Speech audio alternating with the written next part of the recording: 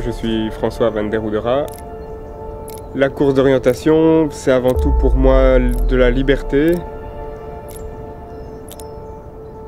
La découverte de mon sport, c'était mon père qui m'y a amené, qui lui pratiquait au niveau militaire. J'ai pris beaucoup de plaisir à pouvoir courir en forêt, à trouver ces balises qui, quand on est jeune, sont un peu comme des trésors que tu découvres au fur et à mesure. C'est en fait un genre de chasse au trésor pour adultes. Toute la forêt est codifiée d'une certaine manière, il y a des normes internationales. Il y a un traceur qui a tracé le circuit, imaginé le circuit à l'avance, sur carte.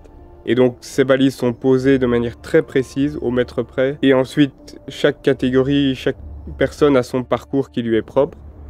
Donc la pratique de la course d'orientation, c'est partout et tout le temps.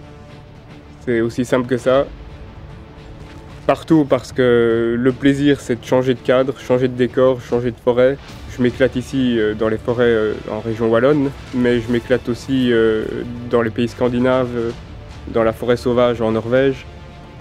Ça, c'est aussi quelque chose que j'aime, c'est de se dire, voilà, l'endroit où je suis en train de courir, il y a très peu de personnes qui ont été là avant, à part la faune. C'est des endroits perdus, comme je les appelle, et ça, c'est super. Rien que d'évoluer dans la forêt, dans ce paysage, pour moi, c'est quelque chose qui me rend serein. J'aime ce que je fais, j'aime le but à atteindre, le terme de la compétition me plaît beaucoup. Le fait de se confronter à d'autres participants de manière tout à fait sereine.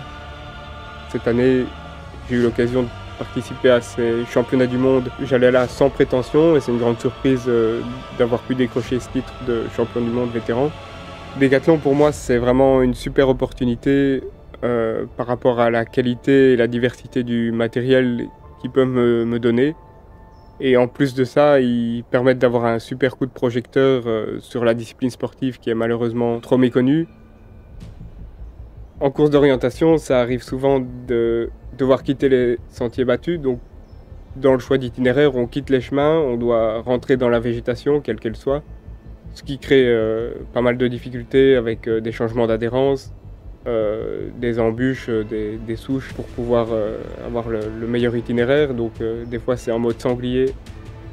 Les gens imaginent souvent que la course d'orientation c'est une promenade de santé dans des conditions idéales. Mais ma réalité de champion du monde vétéran est bien différente. Le fait d'évoluer dans cet environnement si particulier, pour moi c'est ça qui fait toute la beauté de mon sport.